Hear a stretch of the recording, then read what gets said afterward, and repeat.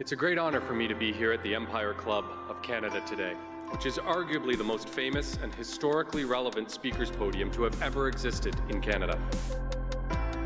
It has offered its podium to such international luminaries as Winston Churchill, Ronald Reagan, Audrey Hepburn, the Dalai Lama, Indira Gandhi, and closer to home, from Pierre Trudeau to Justin Trudeau.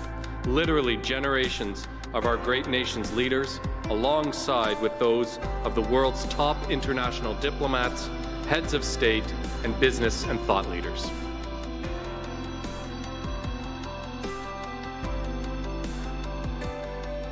It is a real honor and a distinct privilege to be invited to speak to the Empire Club of Canada, which has been welcoming international diplomats, leaders in business and in science and in politics. And when they stand at that podium, they speak not only to the entire country, but they can speak to the entire world. Good afternoon, fellow directors, past presidents, members, and guests. Welcome to the 116th season of the Empire Club of Canada. I'm Mike Van Sol, I'm the president of the Empire Club, and I'm delighted to be your host today for our virtual meeting, looking at the construction sector, COVID-19, and what the new normal may entail. From my home to yours, I call this meeting to order. We couldn't do events like this without our sponsors, and I'd like to thank today ResCon for supporting this event. I'd also, I'd also like to thank livemedia.ca and VVC for webcasting today's event, and I'd also like to thank our media partner, the National Post. I'm sure many will recall when governments first considered closing down big parts of the economy, that the construction sector was one of those controversial sectors that prompted a lot of discussion. And I'm sure as we look to open up the economy, it will prompt an equal amount of discussion. And while governments deem some projects essential and others not, what was never a question was the importance of the construction sector to Ontario's economy. While work mostly stopped in Ontario, in reality, in other jurisdictions, it actually accelerated. The government of Israel, propelled by a $1 billion investment, looked to move quicker on some of its construction projects. As traffic lightened, they moved quicker on highway projects and high-speed rail projects, which are now slated to actually be completed ahead of schedule. The truth is, we know a lot more now about how to protect our workers on the job from COVID-19. We know that the construction workers, as they go back to the job sites, that many of those learnings will be implemented on the sites that they return to. Some experts now think that there will be much less likely to catch the virus outdoors. Other tools are also being looked at. Inside, we may see one-way staircases. We may see work sites segregated by trade.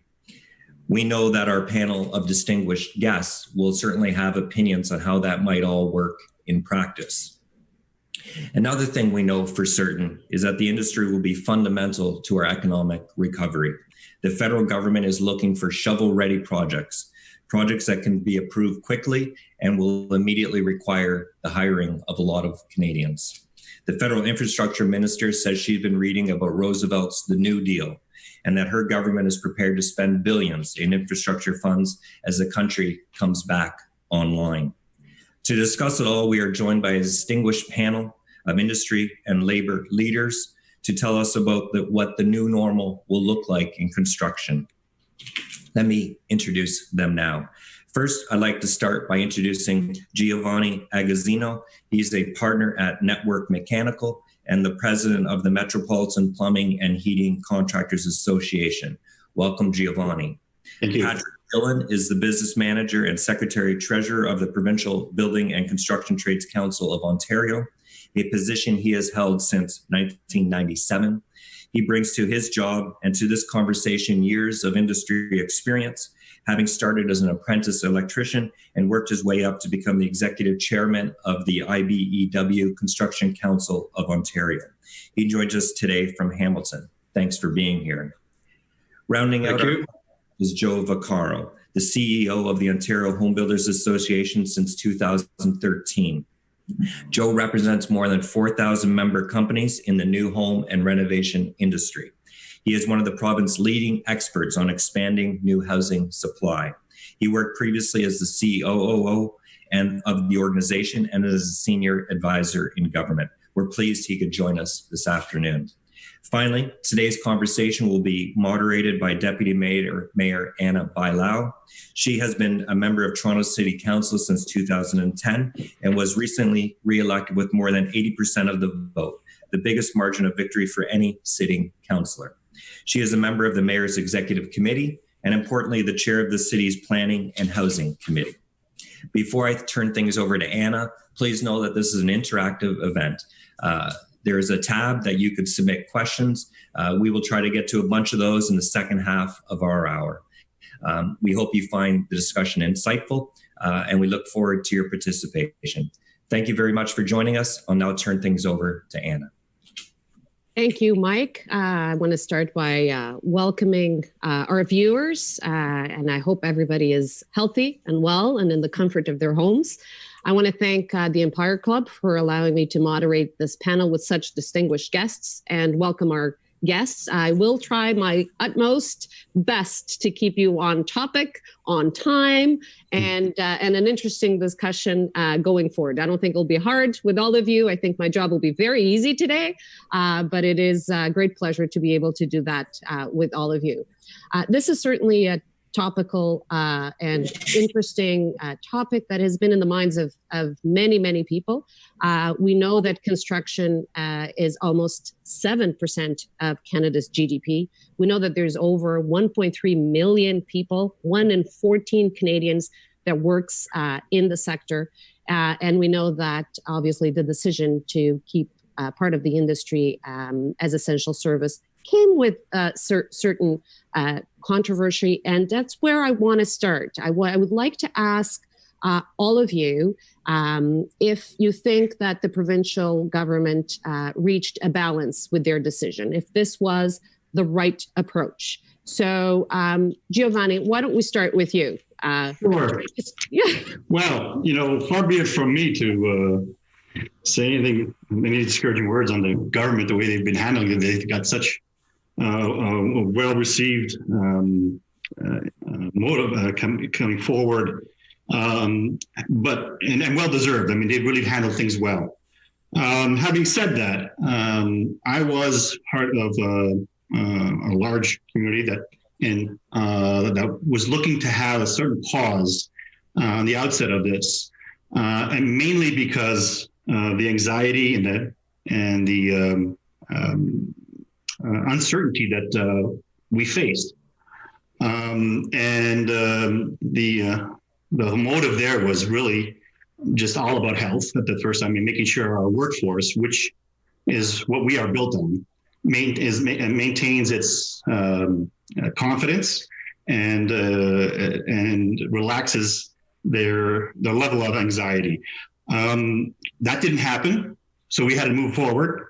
Unfortunately, the industry showed itself to work very well with its new regulations. The workforce came together seamlessly, and it's been going quite well. I would have just liked to see a little bit of a pause there, just to get the confidence back from the workforce. We haven't seen that back yet. It's a challenge, and I was afraid that this would take a longer time absent that pause, and we're seeing that to be true. I've done polling on my employees and the sector that we belong to, and unequivocally, we all agreed a pause would do best. But that didn't happen, and again, one thing that we were very good at is flexibility. So we move forward. We have some holes to plug. There's certainly some holes that are still out there that we need plugging. But I'm sure that in due course, we'll reach a point where we're all more comfortable. Thanks. Joe, do you want to comment on that question? Next. Well, I mean, I think the reality is that we all want safe job sites. And outside of the COVID-19 situation, it's always a priority on job sites. And that's why you have health and safety committees, joint health and safety committees. And that's why the Ministry of Labor and other safety associations put so much time and energy into their protocol. So as someone who has family on job sites, who has an extended family on job sites, safety is always a priority. So we all want safe job sites. I think what's important here is from the beginning, the industry, through a number of committees, started doing the work.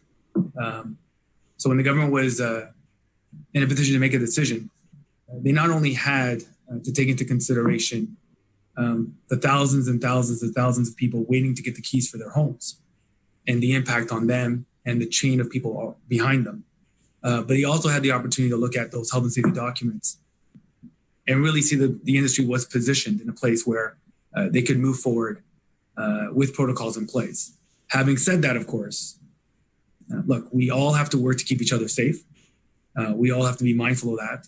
And I think there was a shift very early on by industry, builders, tradespeople, workers, colleagues.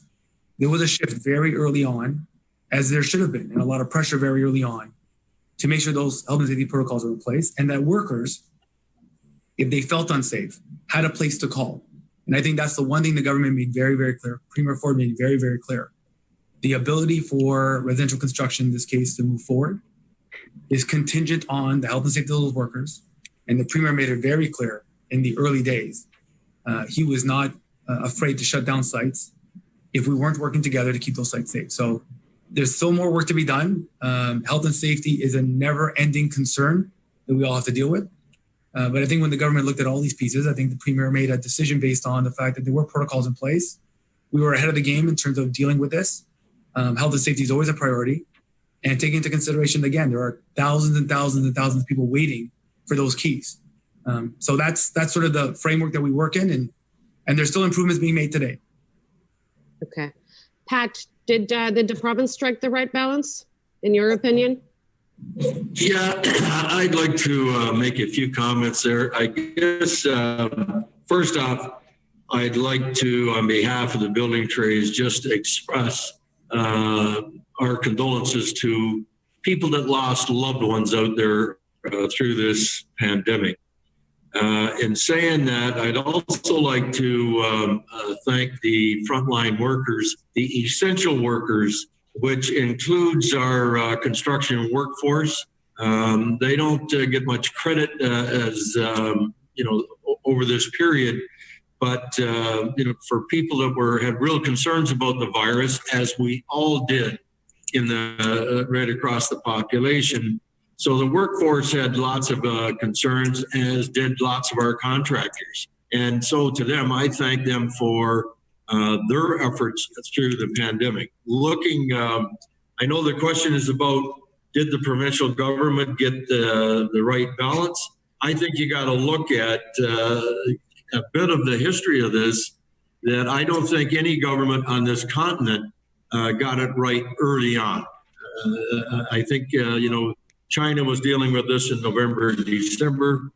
January, we had our first cases. We didn't get to this until March the 17th, when Ontario was declared a state of emergency. Then a week later, the essential services was announced, including construction. From that point forward, I have to say, and agree with the other comments there, I think Premier Ford and Minister McNaughton did a very good job in reaching out and looking at ways to keep our industry open. They didn't ask us if we wanted to keep it open, by the way. It was declared by the government to be essential service. And then it was up to us, and they were quite open for dialogue, what it took to keep it open, and health and safety was at the forefront. And so from that perspective, from March the 17th on, I think the government of Ontario needs to be commended. and then some of the municipal governments, I think, across the province rose to the occasion, as has the federal government. So I think from the middle of March on, a good job has been done. Great. Joe, I want to go back to the fact that you said a lot of measures have been taken. So can you explain a little bit some of those measures, and have they been working? Because Giovanni talked about confidence in the job site, and there's still some loopholes to be filled. So in your opinion, have those measures been successful? Have they been working? And then I will go back to the other members to see what they have to say about that. Sure. So I think working through safety associations, some of the measures that were put in place for things like only one trade at a time in a house, for example, things like scheduling of trades, things like social distancing of trades, things like the intake form. So when tradespeople come to a job site, they're asked to provide an input form. Have you traveled in the last 14 days? How are you feeling today? These are some of the features put in place from an administrative standpoint, but also on the job site, ensuring that sanitation is in place. I mean, in the first 4 or 5 days, that was the call to action from workers across the board. We need better sanitation on site. And that happened. So sanitation, hand sanitizers, washing stations, all those things came together. It started with documents about a week before the government made the first round of decisions through those health and safety committees. And they've been improving every single week in an effort to get those done. And I think what's been really helpful is the Premier's words and the Minister McDonald's words here, which is workers who do not feel safe should call the Ministry of Labor. And we've been very vocal about that. Ministry of Labor should get out there, check those sites. If they're not up to the right standards, shut them down. Nobody needs to be worried about their workplace health and safety features. That's what the ministry's for, and our membership and our association reached out to all our members across Ontario, and we were very blunt with them. If your sites are not up to the standard and you get shut down, that's on you. Take the time to keep everybody safe. Let's keep each other safe. And I think that has evolved over the last number of weeks with more improvements along the way. And there'll be more improvements as we learn more about COVID-19 and the other things that we need to do. So I think that's really the approach that we've taken from day one. And I welcome some of the criticism. I welcome some of that input.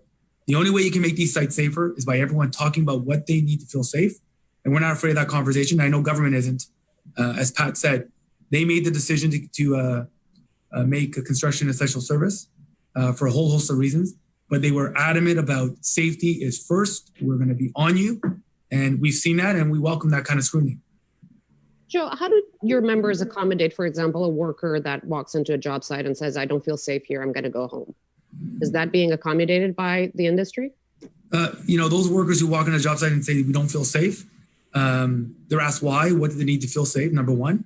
And then number two, they go home and they make that call, and whether it's a unionized site or a non-unionized site working through the trade contractor. But there has been lots of dialogue around that. And again, not to be Toronto-centric, but when you get outside of Toronto, a lot of these contracting firms, they're family firms. I mean, I grew up in a family firm, residential framing firm. So, when you say to your employer, in my case, it was my father, I don't feel safe in this environment. We need to do something about this. It works its way up through the system, and people are forced to respond. Thank you. Pat, as involved with the building trades, is that what you're hearing from the workers? Is it working? Do people feel like these measures have been working and they feel like they can be on the job site? Yeah, I think once the guidelines were published by the provincial government as to what needed to be in place to operate these sites, and that they were going to enforce them. And so when those pieces started to fall in place, the changes actually started to take place. Embarrassingly, in a way, was the state of our industry prior to the COVID-19.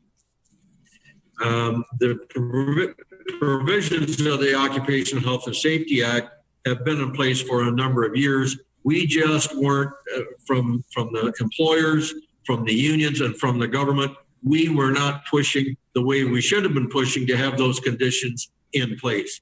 So the things that are happening now that Joe talked about, I agree with him. They're getting into place right now, and I think our workforce appreciate it and look forward to coming to work each day. I mean, it's difficult in some ways for physical distancing, as an example, but it doesn't mean that you can't go ahead and get the job done. There's a safe way of getting that job done if people look at it. One of them being that you're wearing masks, or if you're going to be real close, within 2-3 feet of one another, each person would wear a shield. And so there's ways of accomplishing it. And I can tell you, we did surveys as the building trades across Ontario and across Canada every week since the pandemic started. And the number of positive exposures across the country, not just Ontario, it doesn't reach 24 in the whole country. Ontario may be around 12, somewhere around there. So I think there's lessons to be learned here as we look back at what actually took place. I think that there's a pretty positive story can come from this. So I'd say generally everybody, I think everybody on the phone today, we all still have reservations about this virus, and it doesn't leave us. But as I see it, as we go to work, the superintendents, the general foreman, the workers, the apprentices, everybody on the job site has this virus thing in mind and safety. And so that's not a bad way to do your work, thinking about safety. So I think that's the silver lining in this. The normal, unacceptable to me, but the normal injury rate has dropped dramatically, not just because the man hours have dropped some. The people that have been at work are a lot less of them getting injured because everybody on the site is thinking safety. So I think it's been a good thing. Okay. I'm going to come back to that silver lining point, but I want to give an opportunity to Giovanni to comment on how effective these measures have been, and have they been working, Giovanni, in your opinion? Well, listen, I mean, I represent the trade that I represent in the sector we represent. It's the high-rise residential. We're on site from day one to the day the keys are given to the owners, and then after that. So we are one of the only trades that are there really on site to see it from its fruition to the ending. Now, the facts are the way they played out. We've had, as Patrick had said, no positive COVID things on site in our sector yet. So I don't think that's just luck. There's a lot of planning and teamwork that's been put forward. I do have an issue with what Patrick might have said about the masking and the social distancing. A mask and a face shield doesn't secure a man within 6 feet. He doesn't put him in as safe a situation as he does if he's social distancing or physical distancing, as you're saying, which leads us to be concerned because there are various episodes on a site where if you are going to social distance in a particular side, then you're going to go against some other safety regulations. So there's a real conflict we have to work there. And that's just the inevitable fact of how of life on the construction site. Having the workforce being more aware of the safety is always a good thing. To a level where their anxiety level reaches to a point where they're not comfortable be on site. Well, as Joe had said before, if they're not comfortable being on site, there are measures to do that. I mean, they don't leave right away if they don't feel comfortable. The process is you call your employer, the employer reaches out to the employee and says, how can we fix this? And if they can't come to a resolution, Ministry of Labor comes in. And I've got to tell you, the Ministry of Labor has been excellent on this whole issue. They've been very open with us. We just had a conference call with them this morning on some other issues that they had that they brought to us, and we had an excellent exchange on that. It's a tough job. I know Monty didn't sign up for this when he got elected, so God bless, good for him. But they're doing a great job. And you know, you have seen some galvanizing of all aspects of the construction sector and industry, whether it be the contractors, the constructors, government, and it's bode well. I mean, we've done. I can't compare with other jurisdictions internationally, and maybe one day I'll have some time to figure that out. Right now, I've got other things, priorities on my mind, but I think it's if we would have thought about this being in this situation 8 weeks ago when it all started, I think we'd take it. Okay. Like I said, I wanted to go back to that silver lining, Pat. So there's that silver lining that safety has in some ways actually improved on the job site, and more job sites are opening now in the weeks ahead and months ahead as we flatten this curve.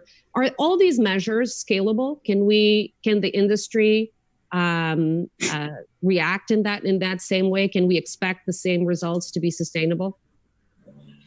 Yeah, in my view, the one piece that isn't part of the Occupational Health and Safety Act presently is the physical or social distancing. As far as washrooms, water and soap and hand cleaner, and those kinds of things are all part of the Occupational Health and Safety Act, and they always have been. It's just that we as an industry haven't been as attentive to that side as we should have been. But we all know that there's no going back. We know that these things can be accomplished. I'm not going to comment on how much, what the costs are to the employers, but the fact is, the industry going forward knows that we're not going back, so they have to carry this stuff in their bidding. The workers themselves will, now that they've seen that. I'm not saying that all the contractors and all the jobs were bad, but some of them were, and almost embarrassingly so in some cases. So, but those things are, I think, coming together now that we all see that we can work together and make this happen. Government, business, and labor. Not too often you would hear employer reps commenting on what a wonderful job the enforcement team is doing. But they realize now that the enforcement team aren't coming in there to, give the contractor aggravation. They're coming in there to see that health and safety provisions are being met. And that's in the best interest of the owner, the best interest of the contractors, and the best interest of the workers. And I think that's where the silver lining, I think myself, is going to be here, that we're going to come together on this, knowing that we can agree on these things and go forward. And, Giovanni and I were having a discussion before we come on here about, attracting people to our industry. One of the negatives of attracting people to our industry has been over the years our safety record. Parents are responsible. They're the biggest influencer on someone, whether they're going to go into an apprenticeship or not, their offspring. And if they, in their conscience, feel that it's unsafe, why would they recommend their offspring to come to the trades? With us starting to work together here now and message this out of how safe we actually really can be, I think it's going to help us into the future, attracting people, retaining people, and I believe our productivity will be higher down the road than it was before the pandemic. So that's where I see the silver lining. Great. Good thing you mentioned productivity, because one of the things that I actually have been hearing about It's actually that productivity in some of the job sites are down. And that is obviously a concern for subcontractors and contractors. Joe, can you comment if you're hearing that from your neighbors, from your members as well? If that is something that you're feeling that is happening right now because of the measures that had to be implemented? Well, I think that's a great question. And just to build on what Pat said there, look, safety is personal. This is my own experience. You know, the first time my father took me out to a construction site, that morning my mother made it very clear he's got to come back in one piece. The first time my father actually went to a hardware store and bought a fall arrest safety system. So when I got up on that roof, I was locked in properly. So safety is personal. And I think with COVID-19, lots of families are having that conversation because this is a very personal safety discussion. So extra eyes on the job site, looking for these hazards is positive. Is productivity down?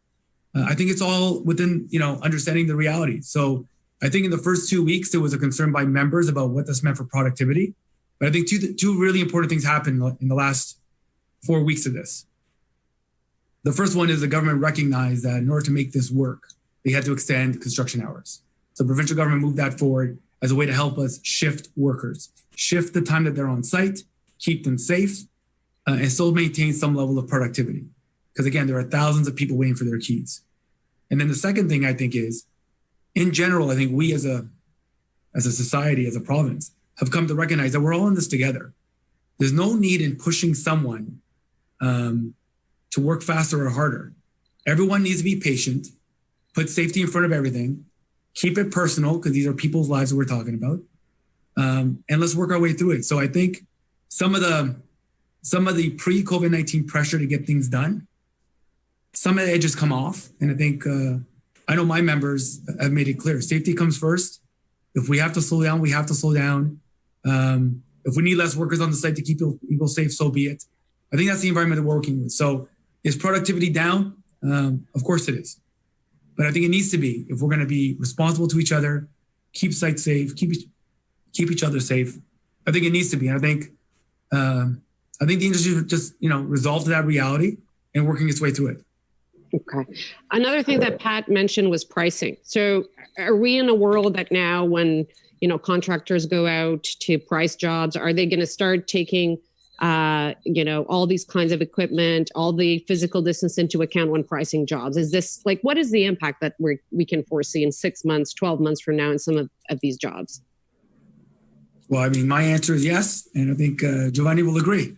This is part of the reality post COVID-19, putting all those things into effect, no different than any other major health and safety change that comes in the system. So I think, Giovanni, you'd agree with me that this is not reality. Not only post, but actually there's an issue with pre-COVID as well. And this is one of the holes that needs to be plugged. All of our contractors and your contractors, our contracts, just the nature of the beast is they're multi-year contracts and multi-million-dollar contracts, and a large portion of that is labor, and at a labor rate that we considered pre-COVID regulations.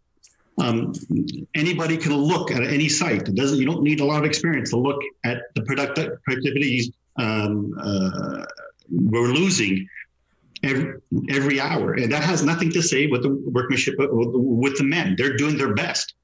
And they're they're being safe. But we are forced to face this reduction in productivity and our contractual obligations. And in some cases, the constructors don't want to discuss that, but it's a discussion that we're going to have going forward. And hopefully, with some understanding, with the current contracts that we have, and it has to be addressed because the productivity is going to be at a rate where we'll not be back to where we were pre until I would say till we find a vaccine, I guess. It's just the nature of the beast, and again, it's one of those things that we just sort of said. These plugs that we and to that end, the very discussion I had this morning with the Ministry of Labor, they brought that up to me. They said, they asked me how our productivity is and what can we do about that? And they wanted to know. And I gave them my view, and, and I just thought it was interesting that, the fact that they brought it to me obviously means it's been a big part of their discussion as well. Listen, again, our industry is vital. It's vital in the life of Toronto. It's vital in the economy of Ontario. And just, we went from our day one, just steal a line from, I think it's Carville. It's about, not about the economy, stupid. It's about healthcare, stupid. But don't forget about the economy. It's all about, that's the way we have to do it. That was our playbook. We did everything towards keeping our men safe. And we dealt with whatever productivity issues, economic issues we had. We will cross that bridge when we come to it.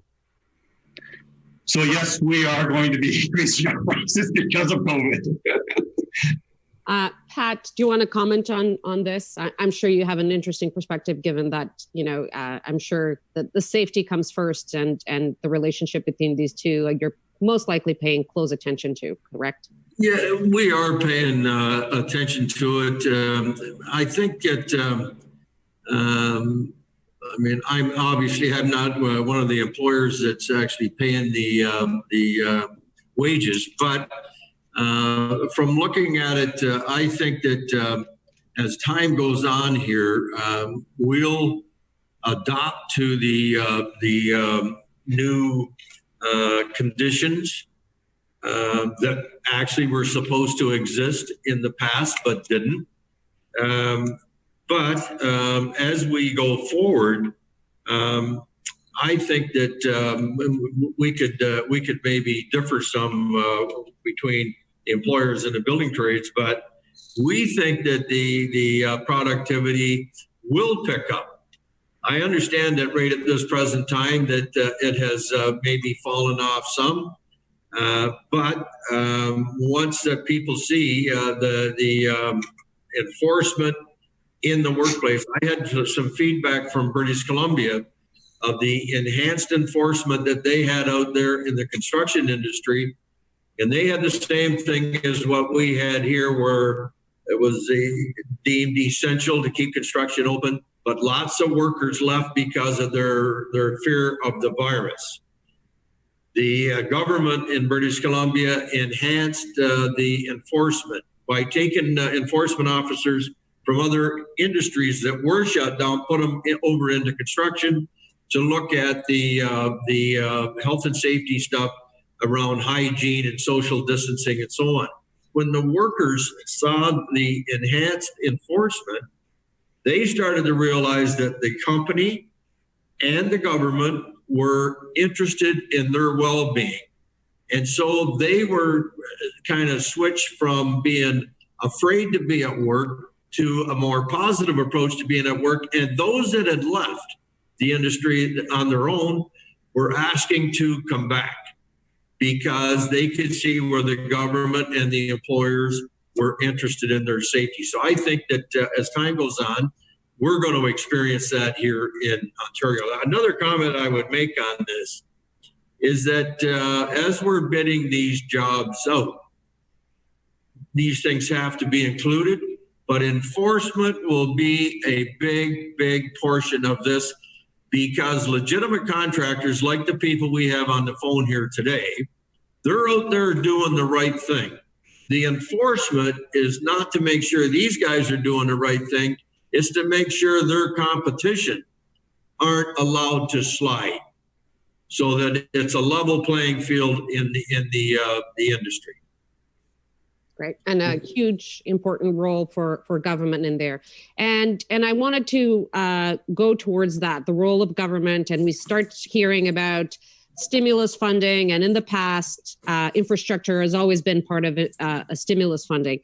How do you think the sector should, or are you already having those conversations with different orders of government to ensure that transit, housing, key infrastructure is part of a big stimulus funding that is coming towards hopefully our cities, municipalities? No bias here at all, but what is the sector doing on that front? Joe, do you want to start? Okay. Yeah. So, I mean, just building off what Pat said earlier, I think innovation will be the next part of what happens in the post-COVID-19, right? With changing construction schedules and productivity, what are the technological innovations we're going to see? And I mean, that's just part of the way how work changes on a job site. And I know in my experience, that work changes. It changes over time. It will be adaptation to that. So, infrastructure stimulus. From a home builder perspective, the investments made in transit across the province have really supported the move to more intensification and more density. I mean, that's what's really made things happen, whether it's in Toronto or in London or in Ottawa or in Hamilton. We're seeing that. You think about the intensification in a city like Mississauga and Markham and how it's linked to their future transit plans. So those are big, big infrastructure pieces. But beyond that, things like water, wastewater, I mean, those are fundamental road networks, structural framework pieces that we need for development, whether it's housing or commercial industrial. That's the reality. So our view from a home building perspective is it's time to move from shovel ready to shovel worthy. There are going to be lots of projects that are going to be put forward from municipalities, provincial governments, federal governments, and likewise, which are shovel ready. But are they shovel worthy if we're looking for stimulus that moves beyond simply putting people to work, but actually moves to a situation of economic development and expansion? If you're going to expand that water, wastewater system, if you're going to expand that transit system, what are the private sector investments that take that investment and create a 3, 4, 5 times multiplier? I think that's what we're looking at. So you're starting to see that language now around infrastructure, not just shovel ready, but shovel worthy. And I think the criteria around that is, does it spur private investment? Because the reality is government can't pay for everything. We need that private investment now to create a multiplier. So that's our approach on these, and government will have to lead. I mean, that's just the reality of where we are right now. I am actually going to pose a question from Terry here that says shovel ready sounds good, but do you believe the federal or provincial governments will be able to actually find shovel ready projects and that get them going? What's your opinion, Joe? I spent a lot of time speaking with municipal folks like Deputy Mayor Anna here, and there are lots of items on the list. We won't agree on everything on that list, but there's more than enough on that list that I think are both shovel ready and shovel worthy. The real question I have for government is, are you prepared to do the heavy regulatory work to get us to those projects? Because I think that's where things get stuck. And I think there has to be a real effort to maintain public safety and public trust on those projects, but to make them a priority and say, listen, can we get this to the process in 6 months instead of in 3 years? I think that's really important. And we need good municipal partners like Deputy Mayor here to help us with those projects. Thanks, Joe. I have to pick up on something you said with this shovel worthy, because this recession has hit women in a very disproportional way. And I can't stop looking at the banner that Pat has behind them, which is supporting women in the trades. Pat, do you think that the industry can respond to some of these needs? Can we ensure that the stimulus packages through this industry is going to target the ones that have been hit the most? Have been even prior to the COVID crisis, lobbying federal, provincial, and municipal governments to include in their procurement policies to include community benefits type agreements. And the whole intent of that is to help attract and retain women and other targeted groups into the trades. So can it happen? I think, yes, it can happen. Should it happen? Yes, it should happen. But we got to get past this mixed messaging of where governments are talking about shovel ready. And I agree with Joe, shovel worthy projects. We just had one on Friday, $400 million, $500 million project in Halton canceled, a courthouse where, you know, we were looking at it, you know, this has been out and actually wasn't quite awarded to the successful bidder, but the successful bidder has been chosen. And now we, you know, the trades are lining up to get people, women into the trades and Aboriginal and so on. And now the project is gone. So we got to work together with the employer groups to meet with government. We can't have this kind of mixed messaging going on. On one hand, you're talking about how we're going to energize the economy. On the same time, you're saying, well, we're cutting this project out. And, you know, we know governments have spent a lot of money through this crisis, but they're going to have to spend a lot more going forward to meet their own goals of building the economy back up. We all want to be part of that, and we'll work together with them on it. But do I think that women in the trades? Absolutely. To us at the building trades, it's a big part of us going forward. Great. Pat, I have a question here from Bill for you. Bill asks, what impact will all these new rules and enforcement have on the pace of being able to finish projects on time? Pat said that sites could actually be more productive. How is this possible? Well, because I think it's possible because the employer community, the procurement documents, the employer community, everybody will be bidding work at a level playing field. And I said earlier on that enforcement plays a large part in that. One of the key factors that construction has always wrestled with is where you have legitimate contracting firms and projects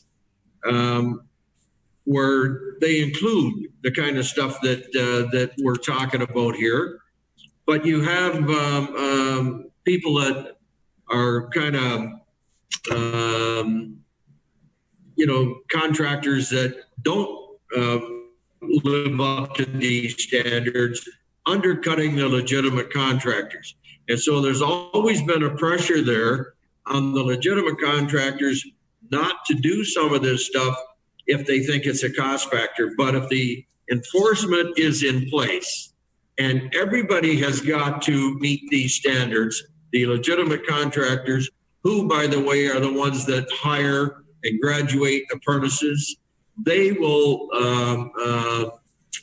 flourish, I believe. And I think that some of the contractors that are kind of allowed to cut corners, once the cutting of the corners is taken out of the way, some of them will fall by the wayside, but some of them will become legitimate, strong contractors. Good. I have one more question here from Maria, and I think I'll open it to any of you that has this kind of information. Maria asks, do we know the percentage of workers that do not want to go to work? What percentage has decided not to do so? Any of you has any data on this? Just on my part, for my sector, we're working at about, I'd say 15%, 15 to 10%. That was 40, maybe up when it started. And the dynamic of that was what was still concerning with me. This is what, again, getting back to my original, where we wanted to have a pause.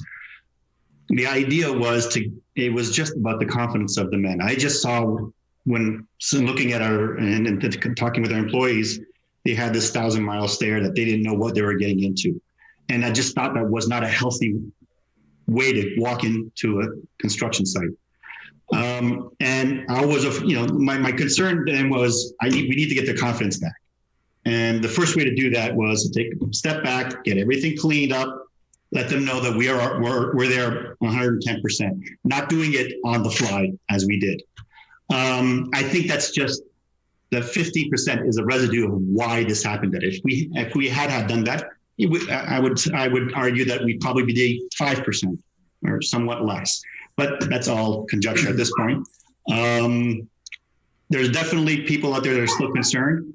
here with Network, it's completely the men's prerogative. I've from day one, I said, don't make this about money, because at that point we didn't know all the programs that were going to be out there, but I was sure there was going to be some. I said that will be taken care of one way or another, but your job will be here when you're ready to come back. And fortunately, some of them haven't, and some have decided not to for various reasons. And I think you'll see that play out. I think there's another question that's a bit related to this. Mary asks if we think that all trades will be impacted similarly, or do you think some trades are more impacted than others? Maybe Pat, do you want to comment on that? Are trades impacted in a different way?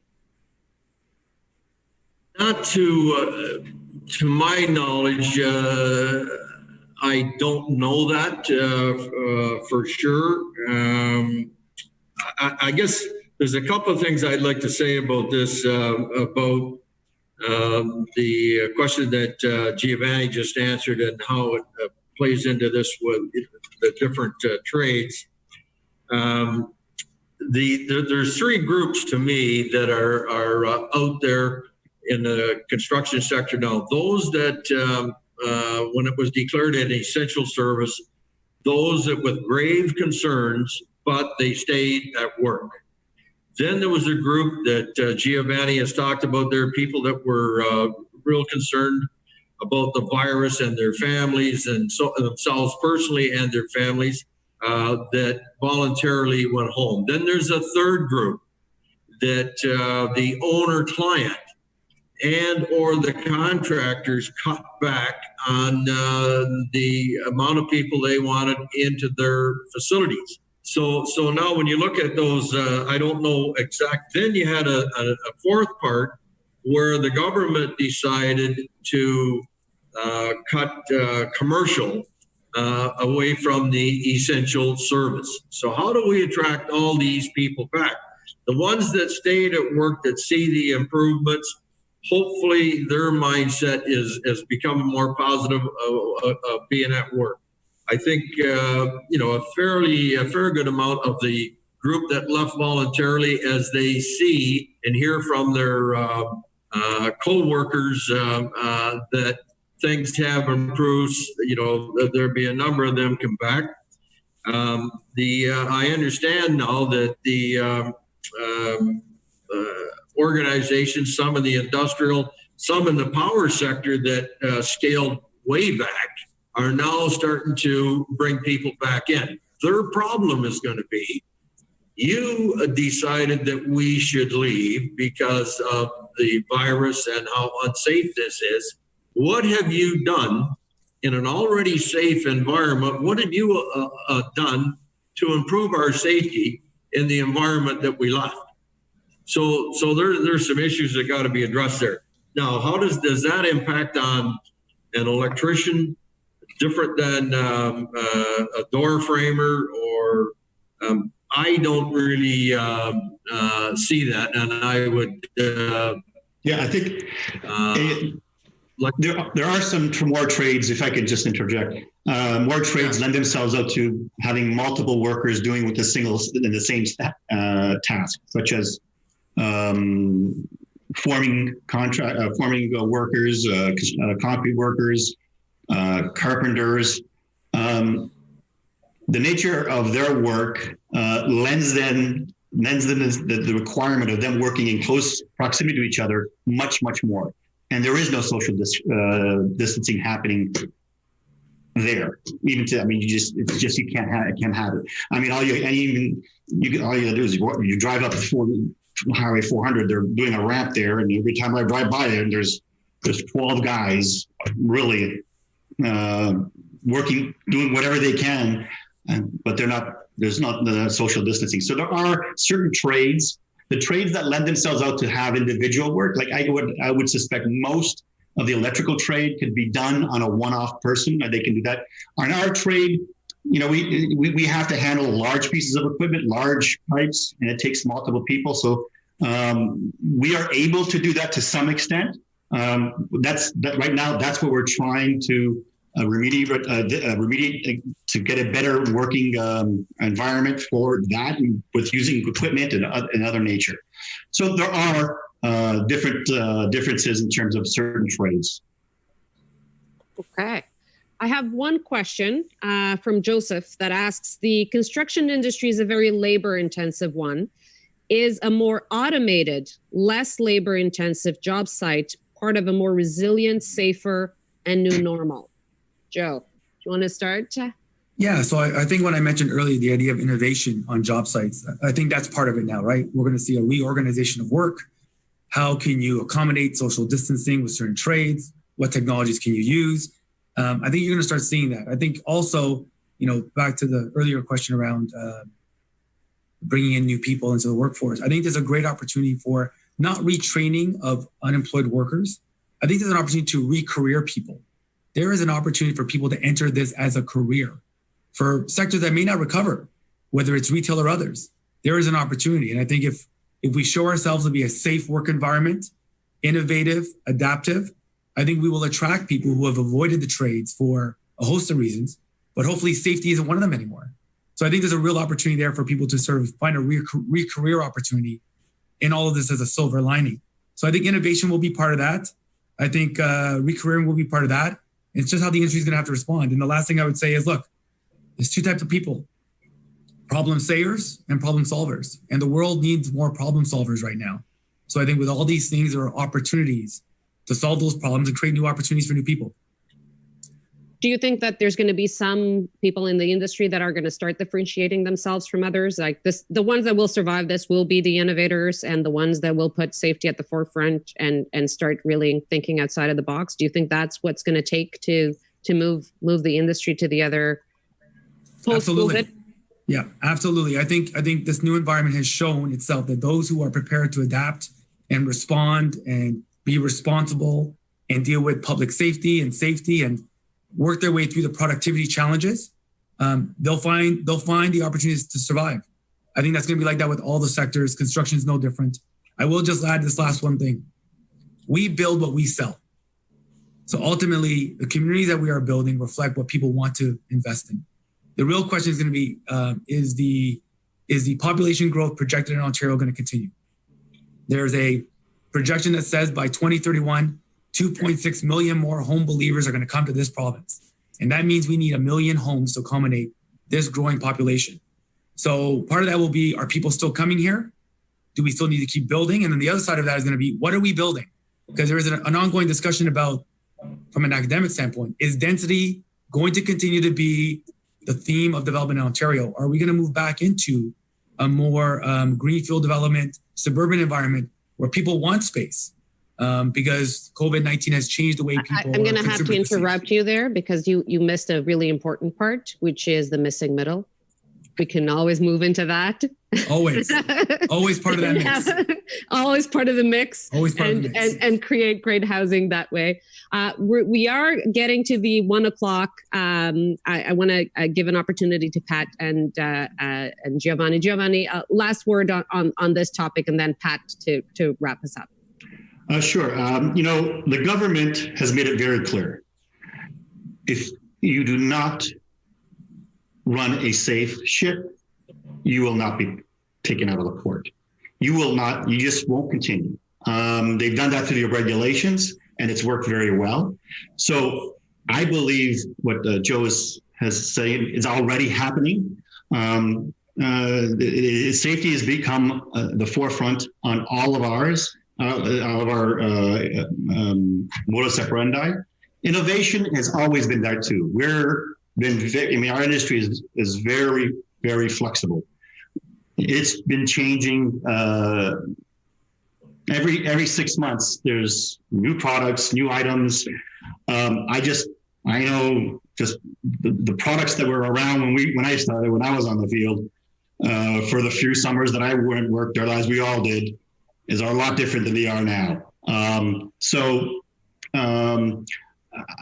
I would suggest, though, nothing is going to replace the two hands of a good tradesman. And so with that, I'll pass Pat. Very last word, 30 seconds. Okay, just quickly, the building trades construction unions have always been positive towards automation and new technology. We know that it takes that to build a strong economy. A strong economy is creating jobs, and like Giovanni just said, when those jobs are created, it takes tradespeople to put the technology in place. So we're very supportive of Joe's comments there around automation and new technology. Thank you. And with that, I just want to thank you all. I think this is there was a great discussion. I think there's no question that construction is a great part of our economy, building the great infrastructures that our country and our cities need, and always keeping in mind that we need to have our good men and women on the front lines in a safe environment. And I think that's ultimately what everybody wants. And the way that we're going to get there is with cooperation and absolutely innovation. And we'll see that moving forward. I think that's a wrap, Mike. Thanks. 1 o'clock. There you go. Perfect. Run like a great construction project delivered on time. Thank you all very much. Of course, the Empire Club has changed because of COVID too, and we're doing these virtual events now as opposed to ones we used to do in person. But in some ways, the format's the same, right? Which is bring together smart people to deal with the topic that's of great interest to folks. And of course, our construction sector is so vital to the economy, and having each of you, Pat, Joe, Giovanni, and Anna, take them through discussion has been great and very insightful. To those of you watching, on Wednesday, we'll be holding another event. It will be focused on the world of trading and how to make money in the financial markets in this environment. Please look for that on our website. Everyone, thanks for tuning in. Thanks again to our panelists. This meeting is adjourned. Thank you. Thank you.